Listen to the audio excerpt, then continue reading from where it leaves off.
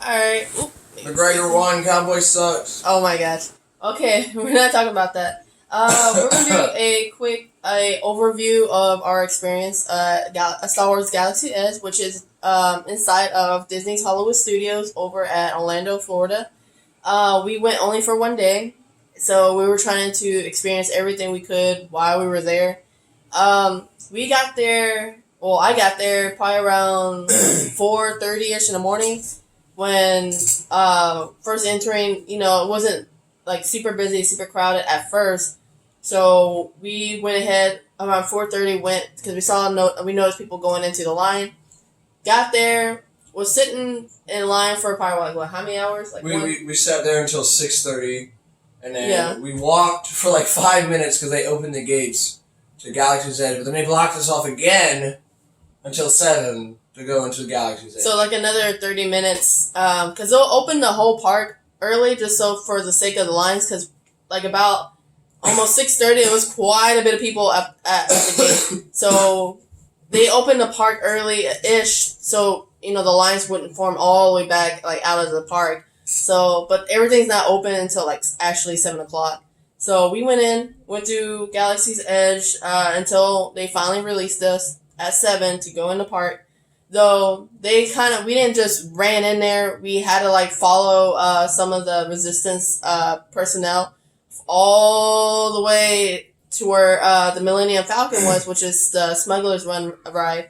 So thankfully, we were kind of forced to go to the Smuggler's Run first. Yeah, we were forced. We couldn't go anywhere else. If we tried to go off the path, they would yell at us and tell us to go back into the line. Which I didn't want to go to the Smuggler's thing first, but I'm kind of glad because the line afterwards was where the front entrance was, not including the inside, was around the Millennium Falcon, around the corner, past the cantina, all the way down to Kylo Ren's ship. Which was a long line. So it was a 3 to 4 hour wait just to ride, a ride that was 10 minutes long. It was exactly. I'm glad we kind of were forced to do the Smuggler's Run first. Yeah, and the fact we were still near the front when we got there, we were still in front of the line in general, so we were in there. Went in and out relatively quick, so but at some point I can see why they did that, because that way people don't run into the shops first. You kind of get them ready before. Yeah, if it wasn't for that line, I would have ran straight to the cantina. Yeah, exactly. So we went in through Smuggler's Ride. I did post a video on Facebook, or my husband took inside the Millennium Falcon. So yes, you go inside and actually get to ride the Millennium Falcon, and each personnel there did a different job. There was at least a pilot, was a co-pilot. There was the engineers, I know that, which were the ones who helped fix the ship if something went wrong. And what was the other one? I think it was 2 gunners, 2 engineers, and 2 pilots. Yeah, and each person did a certain job for to help fly the Millennium Falcon. Me and him were both for the engineers, so we were sitting there spamming buttons. But the experience for the Millennium Falcon, especially someone with the childhood of always wanting to be into it and walk into it and experience it, it was definitely worth the 10 minutes because the areas that you had to walk around in order to get to the Millennium Falcon, they had the life-size areas the cargo bay where Chewbacca and everyone would play that little game and Chewbacca wouldn't be mad if he lost. Yeah. The door to the section of where the cockpit is for the Millennium Falcon was there. The whole experience was surreal because when you see it on TV it's whatevs, but when you're actually walking into the Millennium Falcon, the size of it was phenomenal. Yeah. I thoroughly enjoyed the Millennium Falcon. Though our pilot wasn't the greatest. He kept slamming into shit, and I had to keep activating the right side shields, and I had to keep activating the left side shields and rearming the guns. There was also a time where he just hit the wall. Yeah, and we had to completely turn the fucking Millennium Falcon back on. That was a lot of buttons to press. But me and Lenny did it in 5 seconds. We were gamer fingers, man. Yeah, we were every time he did something stupid, we were everything's back on line. It was just. Yeah, it felt real, and I definitely recommend if you do want to at least go once, because I'm glad that we actually did it once. I would say definitely get to the park early, just so you're more so in front of the line to experience that first before anything else. Yeah, because the Millennium Falcon will be the longest wait. It's way too long. But So after the Millennium Falcon ride, it was pretty much to where when we came out and everyone was already going through the different stores, and so we wanted to get something to eat for breakfast. So we went straight to Base 7, and the food is it's a certain amount of food, and it wasn't too pricey. Like it was probably like I think the smallest amount there was like $10. Nah, I mean the smallest amount there was like coffee and and drinks. Coffee, $4. Yeah. Coffee was $2.99. I was surprised they were not trying to sell me like really a $5 coffee. Yeah. Well, like the food wise, it was like the least amount was like 10 something up to like 15 something. Me and him both had I'm gonna keep referring to you. You know the names. I don't remember the name, but it was this magnificent purplish oatmeal with like sweet seasoning with these miniature little like grapes that look like eggs. Yeah. And then they drizzled that on top of them. We had a few slices of starfruit, mangoes, grapes, cantaloupe, with a shot of orange juice. And then we had like this one fruit that's like white but it has seeds in it. I don't know if it was pomegranate or if it was it was a dragon fruit. It was probably dragon fruit. Yeah. Let me tell you what. I bit into that thinking it was just gonna be like bleh. I demolished that thing. It was really good. So good. I didn't think it was that good And either. then they gave you this little like shot of like orange juice when it wasn't alcoholic, but it was like orange juice with like a mango-ish kind of taste. Yeah. And it was so good. Like I wish I had a whole cup of it. It was just too good. Yeah. Yeah. For the breakfast portion, I'll say that was probably like the best dish there. So I recommend. I think it was called. I don't know that Bonton pork roast was bomb. I'm saying for lunch, breakfast. For breakfast, breakfast definitely get the oats. What about the Rantu? I'm getting that thing. Oh, that was a breakfast thing though. Yeah. Also, I was gonna say, if not oats, if that didn't suit your fancy, then I would say the breakfast Ronto wrap, where it's actually really good. Like I didn't try the breakfast one; I had the lunch version, but the breakfast one would probably. My hands are so big in this video. It would probably be the best pick as well for something for you want for breakfast, because for me I wanted both, but I was like, it was like a wrap, well, like a tortilla shell, I'd say, with egg. It had like I think it was coleslaw or something. It was for the lunch version. It was a flour tortilla, but inside of it was pot roast. Pot roast with a thing of sausage. You said pot roast. I think it was pot roast. You said pot roar. It's pot roast. Oh, whatever. I can't English. Oh, my bad. You mean rotwurst. There you go. That's what you meant. Oh my god. That. Rotwurst. With coleslaw, which in my opinion, I hate coleslaw. Like on anything else, that coleslaw was so sweet. Yeah, for some reason I accepted that one. I love sweet coleslaw. Yeah, for some reason that was really good. I was devouring that, but I took one bite of it and it had here's the thing, it had like the tortilla shell. The breakfast one had the egg, but if you got the lunch one, it had chicken, and then it had the coleslaw, the rotwurst, then it had the sauce. One bite of that, it's just like everything just like forms. It just tasted so good. The way it kind of went together was just I would have destroyed like 3 of those. But now to like the negative, because I decided to derail from what she was eating to try something else. We tried the something sampler, like the Guan sampler. Yeah. The only thing good in that thing for $10 was I think it was either alligator or snakes. That was the jerky. It was fantastic. It was spicy. It was really good. The texture was great. But then the rest of the bag, after you get 2 pieces of jerky, which like the jerkies are like this big. Yeah. You got these like chips that were just flavorless and they tasted really, really bad, and they had no flavor. It like I've had pork rinds from like the gas station that taste better than whatever they had in there. Yeah, it was pretty bland. Like I wish I would have just bought the jerky by itself, because it was the rest of the bag. It was like this big for $10, and the 2 pieces of jerky were like this big, and that was the only thing I ate really, because the rest of it was bad.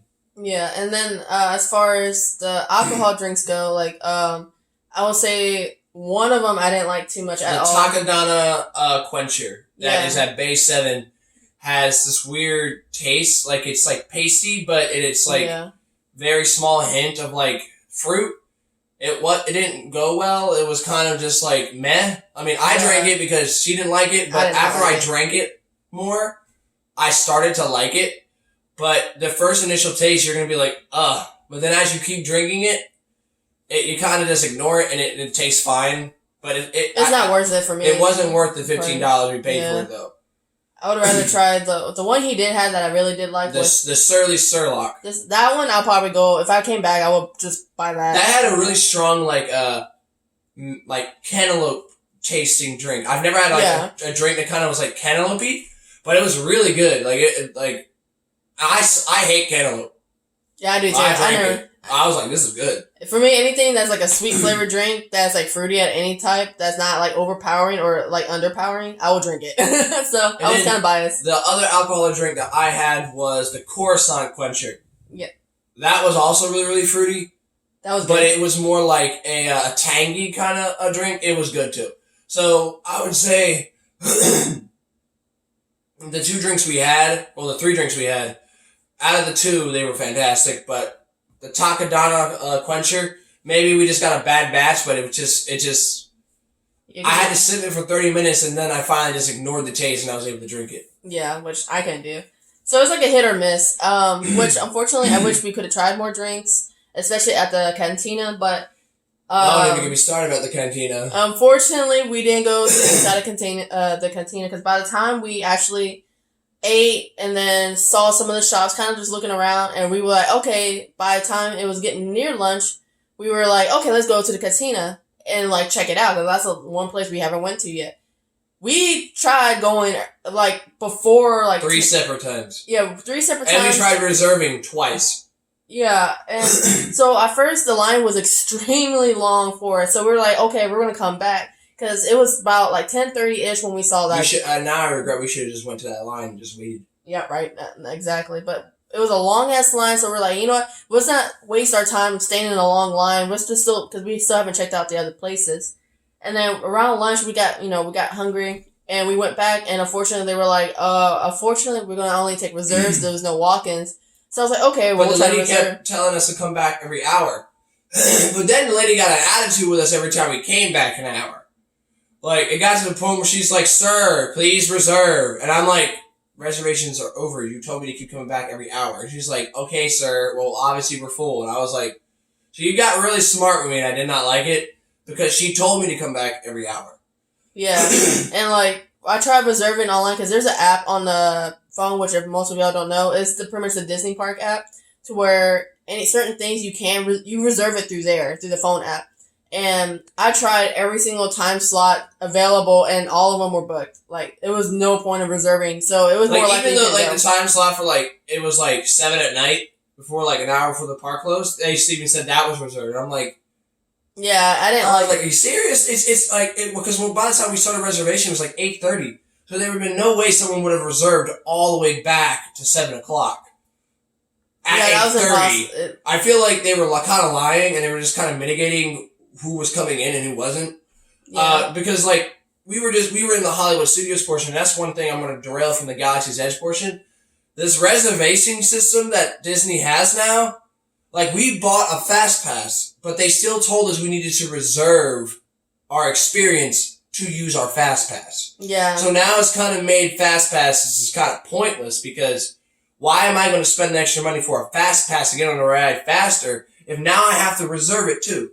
Because then some of these reservations were like 3 hours like ahead. So if we wanted to get on the ride and we had nothing to do, we would have to sit around for 3 hours just to get on the ride for a Fast Pass. It just made no sense. And then the other thing we didn't say is we had the Fast Pass when we got into the Smuggler's Run, but they would not allow anyone to use this Fast Pass who had it. That everyone had to go in with a regular admission, but people were like, we have a Fast Pass, why can't we use it? They're like, well, please go to the main line. And we're like, well, why do we pay for this if we can't even use the Fast Pass? And that's where it was, like, it feels like Disney's kind of going to this reservation kind of, like, aspect, where Six Flags, Busch Gardens, King's Dominion, they don't do that, unless it's, like, birthday parties or very specific events. And, if you're there, you get in line, you get to ride it. That's how it should be. It shouldn't be this whole thing where Now I have to reserve and get in the line because they had the Rise of Resistance ride that came out, I think, like a week ago. And you needed a reservation for that, but the reservation started at 7. We tried to use the app, and it kept kicking us out of it, or it would just keep trying to remove me or her from the reservation when all we wanted to do was reserve a spot. And the website did not clarify what was going on at all. The website was super, super, like, not to the point of what we needed to achieve. And then, pretty much, we ended up not going on the Rise of Resistance ride, which is super popular, because it's a 3-part ride. Yeah, and you get to pick your side. You either become First Order or you become Resistance. And it's like, that was like the main attraction. And then they didn't take walk-ins either, even though there was like no one in front of the ride. So it got to the point where it was just like, we only rode the Smuggler's Run in the entire park. Yeah, and then the Star Wars tour, which was near the front, but that wasn't... Yeah, the Star Wars tour was like 5 minutes long, though. Yeah. We got a fast pass. We went right through that line like it was nothing. Yeah, I think the fact that it's like a pick and choose. Like, there's some rides you can use your fast pass, which did help a little bit, but they were like really short rides. They weren't anything like crazy. The experience was still nice. Like the Star Tours was actually nice, and every time you go, it is a different experience. So it's not the same outcome every time. But then there's some of the more popular rides is when you have to reserve it. But the thing is, they don't give that chance to people to reserve it, to where you have to be there on the dot, like kind of like, you know, con rooms. You have to be there on your phone spamming the button to reserve it just to get in. And it's just so dumb. Here's the thing that I don't like about this new reservation system. Imagine if you have a family of like 7 or 8 and you're trying to go, and you know you can't wake up kids at 5 in the fucking morning and expect them to behave. So imagine you getting to the park and you can't ride anything because everyone who's been there since like 4 in the morning has reserved all the slots. Yeah. That pretty much makes you going to Disneyworld or any type of like fucking park pointless. Because if I have to reserve everything at 4 in the morning, there is no reason for me to even get on anything. Because it's pointless. Yeah. If I show up in the park, I'm in a line, I wait in the line, I should get on the ride. That's how all other parks work. Disney World is trying to do this new thing where they don't do that. And it's not fun. Because it pretty much just becomes a glorified shopping experience. Like Galaxy's Edge, the whole aesthetic of Galaxy's Edge is gorgeous. It's surreal walking through that whole park. Mm-hmm. Even the marketplace, especially the marketplace. But the only problem I had is, one, the lack of rides, which is Smuggler's Run and the Rise of Resistance. And then the shops even had lines. Like, they had a separate line to buy lightsabers at the Dockovan's, like, antiques or something like that. Yeah. So you couldn't walk into the store and buy lightsabers. You had to get in the line. Yeah, you had to get in a line, and that line was like 45 minutes just to walk in and look at lightsabers. And then, on top of that, the lightsabers themselves, they've raised the prices. They used to be $100 or whatever for the actual hilt and the lightsaber. And now they have adjusted to that if you get the 24-inch lightsaber, it's like $45, and you get the hilt, depending on which hilt you get. Like, if you get Rey's, it's like $129, or like the basic lightsabers like Obi-Wan, Anakin's, Luke's, Rey's are like $129, but you get Darth Vader's, Kylo's, Darth Maul's, Asajj Ventress's, Ahsoka Tano's. They're a little bit more money, but they don't come with the lightsaber portion. Yeah, that's just that price that you see, that, especially in all the YouTube videos I've seen, that $129 to like $149 to $200 for Ahsoka especially. That's just the price for the hilt. Yeah, you're not buying the hilt and the box you get. There's nothing else you get with it. Yeah, and then you buy the blade separately, like you said, and depending on what size blade you want, like the regular size, what do you say? It was a 24-inch and a 36-inch. Yeah, there's a 24-inch, which is a short version, which is cheaper than obviously the regular size inch, or if you want something bigger, which makes sense for the size difference for those, like for kids is why. But the fact that you have to buy it separately with the hilt, so you're spending like easily, especially if you get like Ahsoka's, where you have to buy her blade for each one. Like, you're spending like almost $300 or more. Here's the problem I had with the lightsabers. Ahsoka Tano's comes with 2 lightsabers connected like this, and you can separate them, and that's $200. But with Asajj Ventress's and Darth Maul's, you have to buy both ends of the lightsabers for $139 to get the complete lightsaber. Yeah. Not including the lightsaber portion. Yeah, you have to buy 2 different hilts for that price, plus the blades, all in one, and that's a lot of insane. money. Like I saw the guy buy the Darth Maul lightsaber, and he bought the 36 inches for both sides, and he bought the Darth Maul's two sides of it. Plus, he bought a carrying case. I looked over his shoulder for the register. It said $833. That is obscene for fucking a lightsaber. And when you can go to Ultra Saber or the other high end lightsabers, you can buy that for 90% off of what that price would be, like $100 for the whole thing. Yeah. And it's kind of crazy because these lightsabers are great detailed. Like, they're from the movie, so they're highly detailed. They feel great when you hold them. Mm-hmm. The aesthetic, everything's found. It's amazing. The boxes are gorgeous, but the prices are a little obscene. Are a little out there. Because if I were shopping with my wife, well, we could probably afford a lightsaber, but imagine if you have kids who are super into Star Wars and they want lightsabers. Because, like, now we can go into the other aspect of the reservations for the droid and the lightsaber, customized lightsaber. You pretty much are paying $212 after taxes and all that stuff. So that's $212 for the whole thing to build a lightsaber. But the quality of the lightsaber you are building compared to the legacy lightsabers, it's astoundingly different. You pay $200 for your custom lightsaber. It may look nice for everything else, but it's super plasticky. But if you get the legacy lightsabers, you get the metal, it gets the shine, it's the chrome, it's got the weight to it, the sound is amazing. You know, it can take a lot of beatings. I mean, it's a great lightsaber. But you're paying the same price you would buy 2 lightsabers for Ahsoka Tano, not including the lightsaber portion. But you get the whole lightsaber if you get the custom lightsaber. But the custom lightsaber's quality is dramatically different. Yeah. And which I can understand, like, the price portion for families, why they would do the custom, because it is technically cheaper to do the custom than the actual legacy for each person, plus including the blade. So the $200 is a greater value for the custom compared to the legacy, but you're then killing the actual quality of the lightsaber itself for the custom than you would for the legacy. So it really just depends what you're trying to really go for and how much you're willing and wanting to spend for just the lightsabers. Which, and honestly, I told him, unless we go have another time we can go get the lightsabers, I'd rather just buy it online, in my personal opinion. Because you could buy the Galaxy Edge lightsabers completely built for like $200 and something. But you go there, you're gonna spend an arm and a leg. Yeah, it's gonna kill your wallet. Like, not gonna lie. Like, but then also from lightsabers. The droids, though, I bought one. You know, I had to, because we couldn't get a lightsaber. I'll show it while. Yeah, you're gonna show it. You can keep talking. You know, granted, we couldn't get a lightsaber, which, after seeing the prices, I was like, I don't know about that, boss, because we were even attempting to share the Ahsoka's. Yeah, we were going to buy Ahsoka's and buy 2 lightsaber blades and just cut the price that way. But unfortunately, at the time, we were just like, nah, we'll just wait until like a little bit later. So, and I still wanted something out of it. So I ended up going to get a custom droid done, which honestly was actually a really good experience. Yeah, a lot of people, like, you can reserve the spot, but they take walk-ins as well, which is actually really good, because then for those who come in later and they're like, oh, I want to build a droid, you can.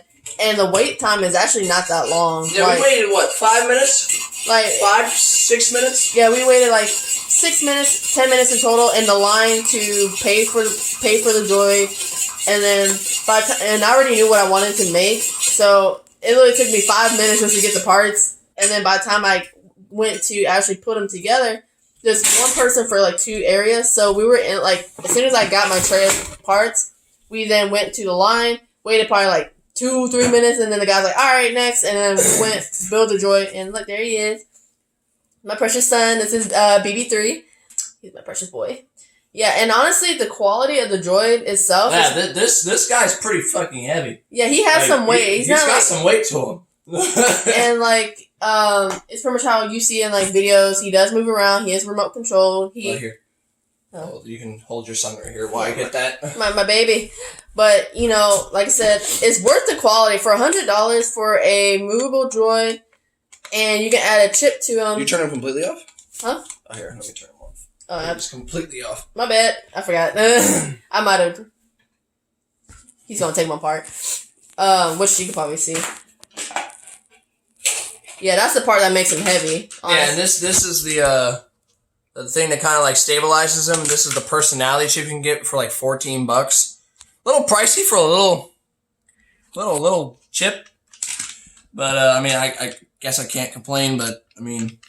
Yeah, I mean, obviously you can pick different types of chip. Like, there's, let's see, with orange, purple, red, blue, green. About 5 or 6 different chip personalities, and I got the, orange? Or red? I got the red one. Because I did want him a little bit evil. Is it not working? No, he's not working. He was working last night. I must have did something wrong. We'll figure it out. I'm hoping I didn't drain the battery. I hope you didn't either. I might have to buy new batteries. But yeah, no, the experience itself was pretty good. I loved it. I got my own droid. Though there is a bundle system you can buy there where it's building the droid, getting the bag, and the chip all at once. Did it work? Yeah, I got it work. Oh, okay. It's probably just a little off. And that was like $164. Which, at first, I was like, nah, I just want the droid. But then I was like, goddamn, I kind of want the bag because it was heavy. Because holding that box is not fun walking through the park. Also, you can't play with this anywhere but Galaxy's Edge. I tried when we were Hollywood Studios by the movie theater where it was like not many people walking. I tried playing with BB and I got yelled at by park attendants. Yeah. Look at him. He'll be cute. Yeah, you only can play it in Galaxy's Edge. Yeah. Yeah, that's his noise. He's a little evil first order droid. But yeah, like there's only certain areas in the park. Yeah, I must get my son. Certain parts of the park you can play your droid at. Anywhere else out of the Galaxy's Edge you can't. And because in certain areas inside Galaxy's Edge where the ground is pretty not straight and stable and smooth, there's literally a small mat area you can actually play with them. But the only shitty part about that is there's a lot of kids there playing with the droids. So we were like, we'll just wait till we get home to kind of play with them a little bit on the carpet where it's smoother. But and the same thing goes for the lightsabers too. At certain portions, you can have the lightsabers out, but most of the time in the parks, if you're walking around, you have to have it away. You can't have it just out and, like, showing it off and stuff. Oh, you put his head toward him. There we go. That way you can turn his head around. But yeah, you can't have your lightsaber out, flashing everywhere. You have to actually have it put away at some point. That or off. Like, if you don't have, like, a case for it, which is an extra bit of like almost $60 just for like a case, or if you get the belt, you have to just hold it in your hand, but can't have it like the lightsaber on. But I'm trying to think what else. But yeah, I recommend the droid experience. I do recommend, depending on what you want to do for the lightsaber portion, if you do just say fuck it, just want the legacies, you can. You want me to put it down on the ground so you can play with it? No, I'm just playing with it. Oh, okay. If you do want the legacy, just know you're going to spend a lot of money. If not, if you just want a lightsaber for the sake of experience, I'll definitely say do the workshop. Reservations there are a little bit easier to get than the ride, so it shouldn't be too much of a hassle to reserve it.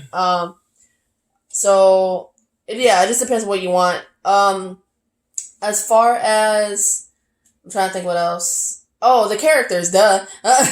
Yeah, we did see, most of the characters. We saw Chewie walking around. We did see Rey, walking. My wife got terrified when she saw Darth Vader's 6-foot head ass. Oh my gosh. And then, yes, we saw the Lord himself. Though, here's a crazy thing. So, the main characters you see at Galaxy's Edge is usually Chewie and Rey, with obviously Kylo with the First Order troopers spying, to harass, the pedestrians. But there's a certain part at Hollywood Studios where it's like a separate Star Wars area. I can't remember what they said. It's like a theater. It was a one way to go to a theater to see like a documentary of, the makers of Star Wars and all that. Then there's like a gallery, but there's a gallery where you can actually meet the heroes in person for actual like stay put, take pictures, which was Chewie, BB-8, and Darth Vader. Which I told Kyle I had to go see Darth Vader. I love Darth Vader, the Lord himself. So we went, and the lines in sub weren't too long. It actually went by fast, considering that if you're in there with a group of people, all you go as a group. So it made the lines constantly moving to where we weren't standing there too long. and I got pictures with Darth Vader, and I won't lie, I was terrified. I went there like, oh, okay, it's Darth Vader, but then when I stood right next to him, I was like, Yeah, when she saw how massive he was. He was actually, yeah, the dude felt like he played Darth Vader really well. Even though I know it was an actor, it felt real to me. And, he was asking me questions about the Resistance. She gave up all the answers. I gave up the answers. I was like, I'm sorry. She saw him, she's like, do you know what the rebels are planning? She's like... Yeah. I was like, no. And then I actually didn't. She also got yelled at by Chewbacca for wearing a Boba Fett shirt. Yeah. After Darth Vader, we went to go see Chewie, and I had my Boba Fett Mandalorian shirt. And he was not having it. He was so not having it. He liked his shirt, but the fact that he was Chewie small. was small, so he took a sticker and put it on Darth Vader's face to make him bigger. And then he liked me better after that. Yeah, I had to She got yelled at because of the Boba Fett shirt and because she has a First Order BB unit, so she got yelled at pretty hard. I was pretty much being told, especially by the attendant who's there, to keep the lines moving. When she first saw me, she was like, oh, and then. What is that? I already knew what she was looking at. I was like, oh no, she saw my shirt. The people who work there, they are super in character. They are. There's this rebel girl that walks around. She was the black girl with the blue stripe in her hair. I think she was from the movies, if I remember correctly. I don't remember her name. She will interact with you just like Rey, Chewbacca, Kylo, and the First Order troopers. The First Order troopers are actually kind of funny, but there's a portion where they said, you need to tell us where Chewbacca is. Just don't tell him where we are. And I'm just like, but they didn't really react to everything you did, because I tried to shout, for the Resistance kind of thing, but they didn't really react much. They reacted more to children, lightsabers, and other characters in the park. Which is fair, because, there's so many people, so I only can imagine, your attention span for a moment with your partner, oh, hey, we'll pick on this guy, or we'll pick on this one. Which is not, to my opinion, it could be overwhelming, so I would have been the same way if I was in character. I would just pick and choose who to mess with. But, after Chewie, same thing, BB-8. He didn't... Oh, the video that I have of BB-8 yelling at Lainey because I said, hey, look, BB, it's you, but it's just black. And BB started just yelling, wah, wah, wah, wah, wah. He was like, no. And then he started doing this, he was with his head, he was like... anytime the attendant was talking to him about, the whole BB-8 being black and the fact that we'll have to scan him for, enemy info and all that, he was just like, nope, I'm not gonna do it. Nope, I don't even want to see this imposter right next to me. But he took pictures. He relented and he took pictures with us, and it was really nice. I see a little BB-8 with him. He's just looking at him like... BB-8's pretty big in real life. Yeah, he's pretty big. Pretty much, obviously, a little bit smarter than real life. Obviously, bigger, but he's still pretty big. Yeah, but it was fun. We got to meet some of the heroes, and then unfortunately, they didn't have a meet and greet for Maul or Boba Fett, but they had them walking around the park, which was weird. But they did not have their own meet and greet area. Which I would have loved to meet Boba Fett. Personally, I'm a big Mando fan. So I'd have been like, please let me see. And the Boba Fett that was there was really well done. And so was the Maul. The Maul that was there, he was so in character. I know. He was doing the face thing, like with Maul and everything. And he was doing the flips with the lightsaber. And I was like, I really wish I could meet you. That. I have met Darth Vader, Chewie, and BB-8. I haven't met BB-8 because when I was there was R2, not BB-8. So, I've met the characters, but I would have really loved to meet Darth Maul. Yeah. Especially the guy who was there at the moment, because he was really, really good at his job. Yeah, I think if they added more areas to where the characters that were there, you could meet them, even if it wasn't as popular or long of a wait time, whatever for these characters. I'd have been fine with that. I'd have been I still want to go see Boba Fett and him, Darth Maul, which it would still have been cool, because not everyone cares for Darth Vader or Chewie. And if so, the first time you already went, it's okay, I already took pictures with them. It'd be cool to take pictures with someone else. So it'd be nice to rotate it. And then the museum was also really nice. It had all the Star Wars memorabilia from all the movies, including a pod racer. It had the original die-cast models that were used in the original trilogy, because if you didn't know, in the original trilogy, they did not use CGI. They actually used little still sticks, and they would fly the ships forward like this. So every ship you saw in the original trilogy and some of the planets were real life created models of those things. They were obviously like down for size, but they were real. They weren't like CGI. And then you go to another portion, they have like a mini cantina that's against the wall, which is, I don't want to go to the real cantina. And then they had a first order section and stuff like that. So they have like the new movie stuff, but they also paid homage to the older stuff. Like when you meet Darth Vader, they have all the evil people's lightsabers. But if you go meet Chewie, they're all the good people's lightsabers from the movies that you can clearly see. Yeah. And that was pretty cool because they had little information about like characters that I didn't even know. Like Mace Windu's purple lightsaber apparently has an actual story, not just him wanting to have a purple lightsaber. So, I mean, yeah, there's a lot of stuff there that, you can soak up. They even have like stuff from Star Wars Rebels, Clone Wars, like Ahsoka Tano and that the guy with the blaster lightsaber. Yeah, I forgot his name. Yeah. But in all the experience, I would definitely... I mean, there were some things I say 7 out of 10. The cantina thing pissed me off, and the reservation thing pissed me off. Oh my god. Yeah. You don't understand. I was so heated that I couldn't go into the cantina. And I let the Rise of the Resistance ride go, because it was relatively new, and I was like, oh, well, there's another time for that. But that cantina thing really pissed me off. Well, for me, I'll probably get a little bit higher. I'll give it an 8 out of 10 experience. Like, I would honestly still go back. Like, now I wish I can have another day to go back. Now, there's some little tweaks that I feel like Disney should not do or fix or concerning, like, some of the stuff. Or even the fact that I wish they could add more, which I know probably in time they will, especially with the new Mandalorian series coming out. So, hopefully, there's going to be new stuff added to the park. So, that being one, definitely more stuff added, especially ride options, especially after the amount of issues with the two there.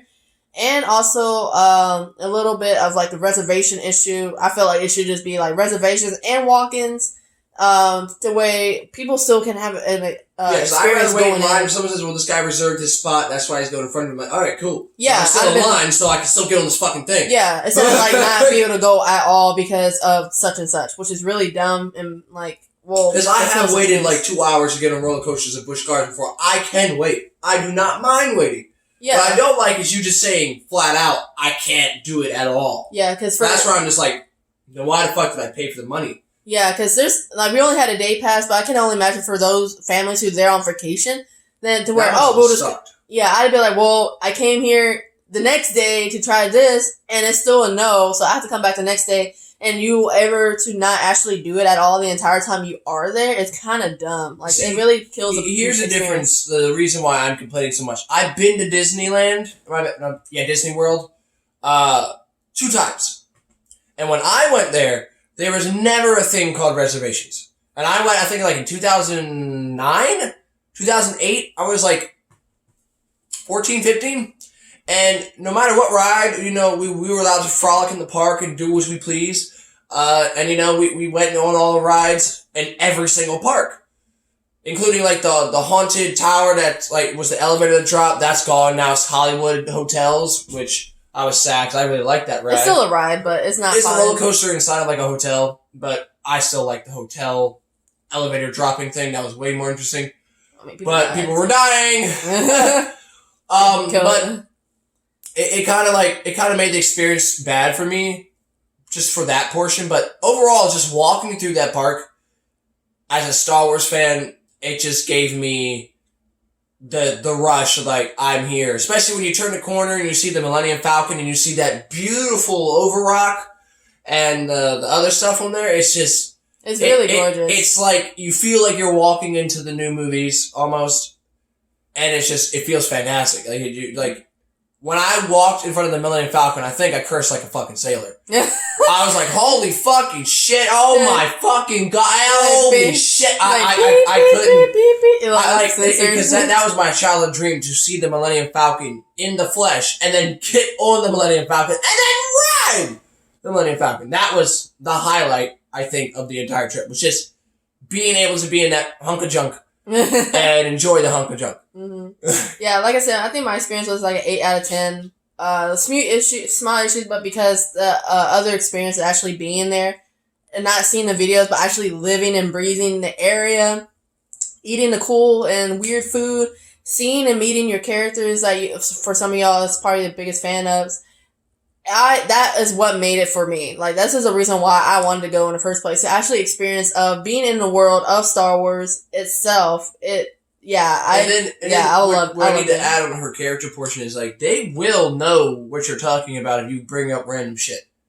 Yeah. Like, if you talk about, like, hey, Rey, do you know where Kylo is? And she's like, no, we must stop the First Order. And, like, and you'll be like, but I have a lightsaber. Can I be a Jedi? And then she'll actually tell you, no, you can't be a Jedi yet. You have so much more training to do. Don't worry.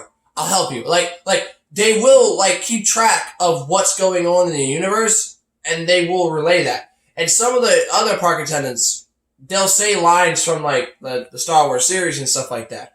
Like, really cool. They're really engaged. Like, there's a video I saw, but I saw it in person while we were there, because she went to the bathroom or something.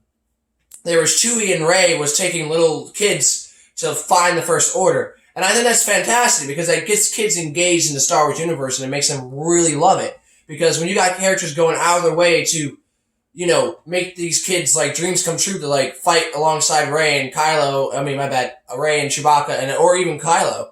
Like, I remember a little kid walked up to Kylo and had, like, a red lightsaber, and he was telling him just, like, good, we will destroy the Jedi. You will become part of the First Order. And, like, the Stormtroopers always were the First Order troopers were always a comedic relief, because they were just always funny. But they're like, whoa! Like, there's, like, the little kid on like, the ground, like a toddler, and he's like, control yourself! Like, halt! And then, like, the little kid's like, and he's like, stop it! He's like, put your hands up! And the kid's like, and it was funny, because, like, they're really engaged with the people that walk in there. Even the people that sell you stuff. With the little knickknacks and shops that they're in, they're super, super into it. And, you know, I forgot to point out, there's this worker there for the lightsabers. He was the one that told us the cheapest alternative is to do the Ahsoka Tano lightsabers. So, if you ask the people who work there, they probably know the prices are a little crazy, and they're going to tell you how to get around it.